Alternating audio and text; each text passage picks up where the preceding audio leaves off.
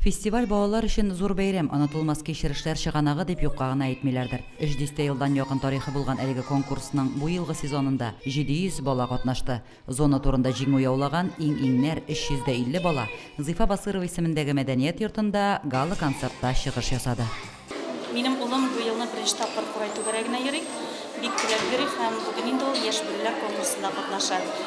Бик Курайда уйнарга ярата. Мөселманбездә инде безнең яшь бүреләр фестивале елдан-ел үсеп килә, яңа безнең нәниләребез ачыклана. Мөселманда менә минем бу ел улым да беренче тапкыр үзен сынап карарга булды. Безгә әле 4 яшь кенә булса да без инде шигырь сөйлибез, шуңа күрә уңышлар теләп калам. Концерт 3 яшь категориясында узды. Районыбызның яшь талантлары җыр бию, сәнгатьле укулары белән тамашачыларны сөендерде. Сәнгатьтә профессиональ шартларда шөгыльләнүче һәм үзлегеннән чыгып өйрәнүчеләр дә уңышлы чыгыш ясады. Безнең инде бүген лицей укучылары яшь бүреләр конкурсында катнашалар. Алар Курайда уйнаячаклар.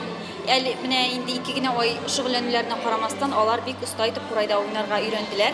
Безнең инде лицейга Курайда кайтты.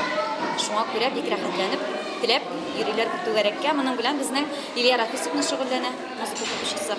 Җиде оныгымызның чыгымызның берсе биюдә. Без аны телевизорда күрдек инде. Терек иш күрәк. Мөселмәндә талантлы балалар бик күп. Менә бүген безнең Мөселмәндә яшь бүреләр фестивале үтә. Бүген көндә минем малаем да бу фестивальдә катнаша. Миңа бик ошый.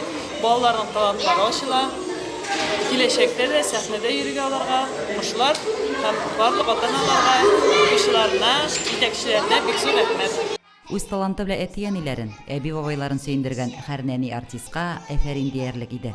Аларның һәрберсен без җиңүче итеп кабул иттек. Лилия Шәймиева, Динар Нуртдинов, Мөслим телевидениесе.